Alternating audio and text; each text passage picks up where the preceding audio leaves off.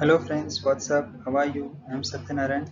जैसा कि आप जानते हैं, I am a 2019 batch IPS, and in this video we will discuss about the new education policy. So you all people must have read in the newspaper and in the news that the government of India has cleared the new education policy, and this policy will be implemented over the next 20 years. So the government has set the target up to 2040 to implement this policy. So what are all the proposed changes in this policy and how these will be implemented, we will discuss in detail.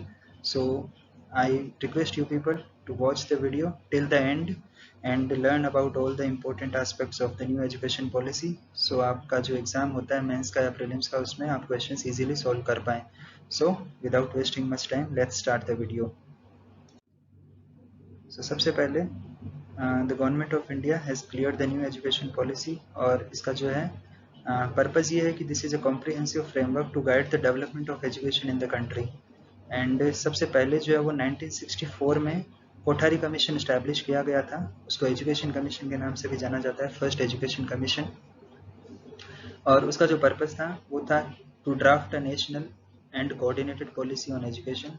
So as a recommendation of this committee, they were given, and based on the suggestions of this commission, Parliament passed the first education policy in 1968.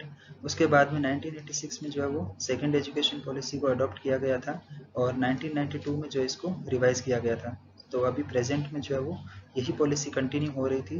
अब around 30 years के बाद जो है वो government ने नई education policy release की है. सो सबसे पहले हम देखते हैं कि क्या क्या जो है वो ब्रॉड चेंजेस हैं इसमें. तो सबसे पहले बात की गई है to open up the higher educational institutions जो हैं उनको फॉरेन यूनिवर्सिटीज़ के लिए ओपन कर दिया जाएगा. यानी कि जो फॉरेन यूनिवर्सिटीज़ हैं वो भी इंडिया में हायर एजुकेशन इंस्टीट्यूशंस इस्टेब्लिश कर सकती है और एजुकेशन प्रोवाइड कर सकती है. उसके अलावा जो है वो यूजीसी और जो all India council for technical education है, ये दोनों जो है वो रेगुलेटर्स हैं. इनको जो है वो डिसमेंटल कर दिया जाएगा और इनकी जगह जो है वो नया रेगुलेटर्स बनाए जाएंगे. उसके अलावा जो है वो एक 4 साल का multidisciplinary undergraduate programme जो है वो स्टार्ट किए जाएंगे. उसमें मल्टीपल एग्जिट ऑप्शंस होंगे, यानी कि जो है वो आपने प्रोग्राम ज्वाइन करने के बाद में आप 1 साल 2 साल या 3 साल बाद भी इसको जो है वो छोड़ सकते हैं और आप अपना जो जॉब वगैरह जो है वो स्टार्ट कर सकते हैं.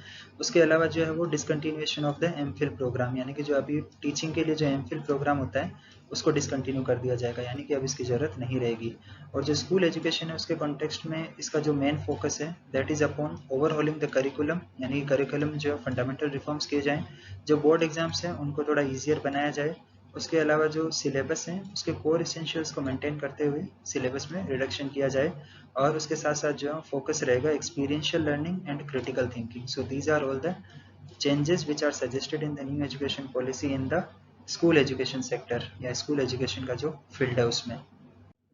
उसके अलावा जो बड़ा चेंज है 1986 की पॉलिसी से वो ये है कि अब तक जो स्कूल एजुकेशन का स्ट्रक्चर था वो 10+2 वाला स्ट्रक्चर था. अब इसको जो फर्दर ब्रेक डाउन करके 5+3+3+4 वाला जो है उसमें डिज़ाइन किया जा रहा है. सो जो फर्स्ट फाउंडेशनल स्टेज होगा that will be from 3 years to the 8 years. उसके बाद जो 8 to 11 ईयर्स हैं किसी भी स्टूडेंट के, वो होंगे प्रिपरेटरी स्टेज. 11 to 14 यानी मिडिल स्टेज, एंड 14 to 18 जो है वो सेकेंडरी, यानी कि 9 to 12th क्लास वाली एजुकेशन. सो जो प्री स्कूल एजुकेशन है या जो अर्ली चाइल्डहुड एजुकेशन है, अब उसको भी जो फॉर्मल स्कूलिंग के एम्बिट में ले लिया गया है. इतने दिन जो है वो हम एजुकेशन की जो है वो क्लास 5 साल होने के बाद ही बात करते थे. अब इसका मतलब जो है ये हो जाएगा कि हम कोई भी जो चिल्ड्रन है उसका जब 3 साल हो जाएगा तो उसको हम जो है प्री स्कूल एजुकेशन के लिए उसका दाखिला करवा सकते हैं, उसका एडमिशन करवा सकते हैं. और जो मिड डे मील प्रोग्राम जो है वो भी प्री स्कूल एजुकेशन में एक्सटेंड हो जाएगा. उसके साथ साथ जो न्यू एजुकेशन पॉलिसी ये कहती है कि जो क्लास 5 है उसकी जो एजुकेशन है कोई भी स्टूडेंट उसकी मदर टंग या जो रीजनल लैंग्वेज है उसमें होनी चाहिए. तो इसमें फर्दर डिटेल्स हम आगे वाले वीडियो में डिस्कस करेंगे कि इसको किस तरह से इम्प्लीमेंट किया जाएगा. उसके अलावा जो पॉलिसी है ये it also propose phasing out of all the institutions offering single streams and that all the universities in college must aim to become multi disciplinary.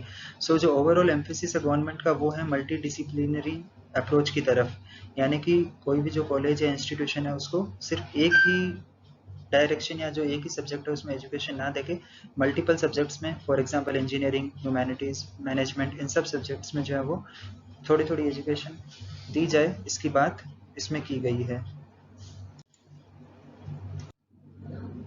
Now we will see how these reforms will be implemented. So सबसे पहले सबसे important बात कि ये जो guidelines हैं, जो इसमें जो प्रोविजंस हैं, दे आर नॉट मैंडेटरी, उनको फॉलो करना मैंडेटरी नहीं है, they are just broad directions या ब्रॉड गाइडलाइंस। बिकॉज जो एजुकेशन है that is a concurrent subject, यानी कि जो सेंटर और जो स्टेट्स हैं वो दोनों मिलकर इस पर कानून बना सकते हैं, और ये जो पॉलिसी है वो तभी इम्प्लीमेंट हो पाएगी जब सेंटर और स्टेट जो है वो दोनों आपस में कोलाबोरेट करेंगे। अदरवाइज सिर्फ सेंटर के कहने से स्टेट्स ऐसा करें, ये सब कंपलसरी नहीं है, और इस तरीके से पॉलिसी इम्प्लीमेंट नहीं हो पाएगी। तो both centre and the state government will have to be on the same page. उसके बाद में जो इनकम्बेंट गवर्नमेंट है, इसने इस पॉलिसी को इम्प्लीमेंट करने के लिए 2040 जो है वो डेडलाइन रखी है कि तब तक जो इस पॉलिसी के सारे प्रोविजंस हैं उनको इम्प्लीमेंट करना है। एंड जो सबसे इम्पोर्टेंट एस्पेक्ट है वो ये है कि there should be sufficient funding. अगर फंडिंग इनफ नहीं होती है तो कोई भी पॉलिसी को इम्प्लीमेंट करना बहुत मुश्किल होता है, बिकॉज जो पुरानी पॉलिसीज रही हैं एजुकेशन की, वेदर इट इज़ 1968 या 1986, because of the shortage of funding for the programs, they could not be implemented properly। तो फंडिंग जो है वो भी काफ़ी क्रूशियल रहेगी इम्प्लीमेंटेशन के लिए। उसके अलावा जो गवर्नमेंट है उसका प्लान ऐसा है कि सब्जेक्ट वाइज कमिटीज इस्टेब्लिश की जाएंगी, जहाँ पे जो सेंटर और स्टेट लेवल के जो दोनों मिनिस्ट्रीज हैं, रेलेवेंट मिनिस्ट्रीज, उसके मेंबर्स रहेंगे, and they will develop implementation plans. तो इम्प्लीमेंटेशन प्लान्स जो है वो डेवलप किए जाएंगे, and this is a very important and crucial feature of the new education policy, जिसको हमें अपने मेंस के आंसर में लिखना चाहिए अगर क्वेश्चन पूछा जाता है तो। उसके साथ साथ जो एक्शन प्लान जो हैं, they will list out the actions. In action plan में ऐसे ऐसे एक्शंस जो हैं उनको लिस्ट आउट किया जाएगा, एंड ये बनाएगा कौन? दे will be taken by the multiple bodies. For example जो एचआरडी मिनिस्ट्री है या एजुकेशन मिनिस्ट्री है, स्टेट्स के जो एजुकेशन डिपार्टमेंट्स हैं वो, स्कूल के जो बोर्ड्स हैं, फॉर एग्जांपल सीबीएसई या जो बाकी बोर्ड्स हैं, एनसीईआरटी, सीएबी जो है central advisory board of education, और जो नेशनल टेस्टिंग एजेंसी है, तो जितनी भी एजुकेशन से रिलेटेड बॉडीज हैं वो सब जो हैं इन कमिटीज़ के मेंबर्स रहेंगे, और जो ओवरऑल जो प्लान होगा वो मल्टीपल बॉडीज़ के द्वारा बनाया जाएगा। एंड ईयरली या एनुअली जो है इनका रिव्यू होगा, और उस रिव्यू के बाद में जो जितनी प्रोग्रेस होती है उसके हिसाब से नेक्स्ट ईयर की प्लानिंग बनाई जाएगी, और जो टारगेट्स हैं वो सेट किए जाएंगे कि अगले साल जो है कितने टारगेट अचीव करने हैं, और पिछले साल जो है कितने टारगेट ऑलरेडी अचीव हो चुके हैं। Now this is a very interesting and most talked about provision of the new education policy, और वो ये है कि जो मदर टंग या जो रीजनल लैंग्वेज है उसमें जो क्लास 5 तक का जो एम्फेसिस दिया गया है उसमें क्या है। तो जो इंग्लिश मीडियम स्कूल्स हैं, what does this mean for the English medium schools? So basically such emphasis is not new, already past में भी जो बहुत सारी गवर्नमेंट ने ऐसा बोला है कि जो प्राइमरी एजुकेशन होनी चाहिए that should be in the regional language, यानी कि जो अगर बिहार का बच्चा है तो उसकी रीजनल लैंग्वेज वहाँ की जो लैंग्वेज है वही होनी चाहिए, पर्टिकुलरली हिंदी होती है जो हिंदी बेल्ट के स्टेट्स हैं, बट जो सदर्न स्टेट्स हैं या गुजरात, महाराष्ट्र है, वहाँ पे जो बेसिक एजुकेशन जो 5वीं क्लास तक की that should be in their mother tongue. उसके अलावा जो प्राइवेट स्कूल्स जो हैं उनमें आई डू नॉट थिंक कि they will be forced to change the instruction of the medium, यानी कि जो प्राइवेट स्कूल है उनको ये छूट रहेगी कि वो हिंदी में या फिर और किसी दूसरी नेटिव लैंग्वेज में एजुकेशन देना चाहते हैं, या इंग्लिश मीडियम जो है उसमें एजुकेशन देना चाहते हैं। उसके अलावा जो provision on the mother tongue है as a medium of instruction, it is not compulsory for the states. ये भी जो है वो हर इंडिविजुअल स्टेट पे डिपेंड करेगा कि कौन कौन से स्टेट्स जो हैं वो इस पे गाइडलाइंस या इंस्ट्रक्शंस जारी करते हैं कि वहाँ की जो स्कूल्स है उनको किस तरीके से चेंज करना है। This is not compulsory because education that is A state subject, sorry not a state subject, it's a concurrent subject, and इस पॉलिसी को उतना ही इम्प्लीमेंट करना पॉसिबल हो पाएगा जहाँ जो है वहाँ के पर्टिकुलर स्टेट्स जो हैं वो चाहते हैं। So this is the clarification on the mother tongue aspect. अब हम देखते हैं कि जो फॉरेन प्लेयर्स हैं how they can set up institution और अ कॉलेज इन इंडिया, या यूनिवर्सिटी को किस तरह से स्टैब्लिश कर सकते हैं। So the new education policy says that universities from among the top 100 in the world will be open to set up campuses in India. So QS world university ranking है, उसके हिसाब से जो टॉप 100 यूनिवर्सिटीज होंगी they will be able to open higher educational institution in India, because जो government है उसने past में इंस्टीट्यूट ऑफ एमिनेंस स्टेटस के लिए भी जो है वो इसी इंडेक्स को यूज़ किया था, क्यूएस वर्ल्ड यूनिवर्सिटी रैंकिंग। तो ये हर साल जो है वो वर्ल्ड की यूनिवर्सिटी जो उनकी रैंकिंग्स निकालता है, और जो इंडिया का आईएस सॉरी जो इंडियन IISc बेंगलोर है वो जनरली टॉप में रहता है। उसके अलावा जो IIT दिल्ली या IIT मद्रास जो है वो ये भी इसके टॉप लिस्ट में आते हैं। तो the government plans to use this index for allowing the foreign players to open higher educational institutions, but उसके लिए जो है HRD मिनिस्ट्री को एक अलग से कानून बनाना पड़ेगा। They will have to bring a new law that include detail of how foreign universities will operate in India. So participation of the foreign universities in India is currently limited to them entering into collaborating twinning programs। तो अभी जो फिलहाल मौजूदा हालात में वो जो Indian institutions हैं या इंडियन कॉलेजेस हैं उनके साथ जो है वो प्रोग्राम चला सकते हैं, बाकी जो है वो एक अलग से यूनिवर्सिटी नहीं खोल सकते। सो फिलहाल अभी वर्तमान में जो around 650 foreign education providers they are having such arrangement, यानी कि जो कोलैबोरेशन के साथ जो है वो अलग अलग प्रोग्राम या कोर्सेज अवेलेबल करवा रहे हैं इंडिया में। बट अब जो है वो गवर्नमेंट चाहती है कि बाहर की जो कंपनीज हैं या जो यूनिवर्सिटीज है वो। नाउ लेट्स सी कि जो एमफिल का जो प्रोग्राम होता है पीएचडी और मास्टर्स के, पीएचडी से पहले और मास्टर्स के पहले उसको हटा देने से क्या फ़र्क पड़ेगा। सो एक्सपर्ट्स हैं उनका कहना है कि this should not affect the higher education trajectory at all, because in the normal course after masters degree, यानी कि जब आप मास्टर्स डिग्री अचीव कर लेते हैं, a student can register for a PhD programme. Okay, so this is the current practice in India and this is also current practice almost all over the world. So in the most of the universities including those in UK, MPhil was a middle research degree between masters and PhD। तो आप masters करने के बाद और PhD करने से पहले एक MPhil का प्रोग्राम कर सकते थे, बट ओवर द टाइम इसकी जो रेलेवेंस है वो खत्म हो गई ऑलमोस्ट, बिकॉज अब जो है वो आप डायरेक्ट PhD के लिए अप्लाई कर सकते हैं after completing your masters. So MPhil degree जो हटा देने से बहुत ज़्यादा फर्क नहीं पड़ने वाला है। Last issue about the for this new education policy that we will discuss in this video is that will the focus on the multiple disciplines not dilute the character of the single stream institutions such as IITs। तो government का जो approach है that is towards multidisciplinary approach, तो क्या उससे जो है वो क्या फ़र्क पड़ सकता है, या जो IITs वगैरह जो हैं, जो अच्छे एजुकेशनल इंस्टीट्यूशंस है जो सिर्फ इंजीनियरिंग पे फोकस करते हैं, उनकी जो क्वालिटी है एजुकेशन की क्या उस पर फ़र्क पड़ेगा। तो एक्सपर्ट्स का कहना है कि इससे ज़्यादा फर्क नहीं पड़ना चाहिए बिकॉज जो IITs या जो बाकी इंस्टीट्यूशंस हैं they are already moving in that direction. For example IIT Delhi they have a humanities department and they have also set up a public policy department also.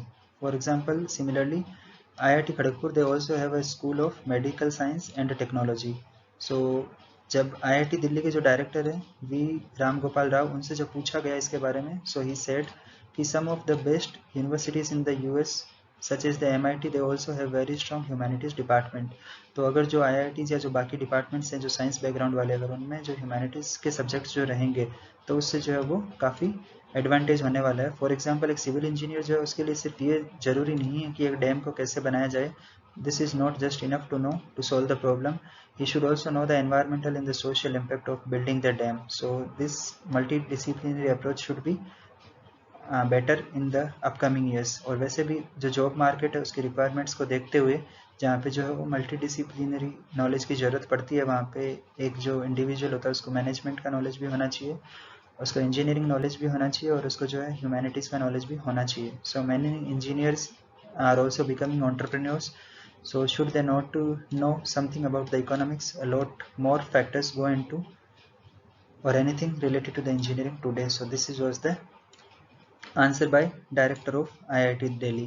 So I hope that these all the changes which have been supposed or which has been proposed in the new education policy are now clear to you and you will be able to write a very good answer in the exam। So if you want a PPT or a PDF format of this presentation, then you can go to the Telegram group which the link I am providing in the description below. So यहाँ से जाके आप जो है इस Telegram channel से join कर सकते हैं और इसके साथ जो है वो आप इसको PPT डाउनलोड कर सकते हैं, PPT या PDF। So I thank you people for watching the video till the end and I request you to like this video, share and subscribe। Thank you, have a nice day। And इसके अलावा आप अगर किसी particular subject पे अगर video बनाने के लिए मुझसे रिक्वेस्ट करना चाहते हैं, so you can write that in the comment section.